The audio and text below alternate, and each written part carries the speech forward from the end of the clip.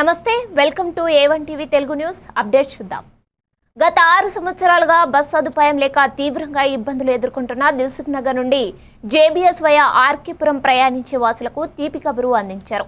ఈ రోజు రాష్ట్ర కాంగ్రెస్ నాయకులు చిలకమద్ర ఉపేందర్ రెడ్డి దిల్సుఖ్ నగర్ డిపో మేనేజర్ సమతతో కలిసి కొత్త బస్ సర్వీస్ను ప్రారంభించారు.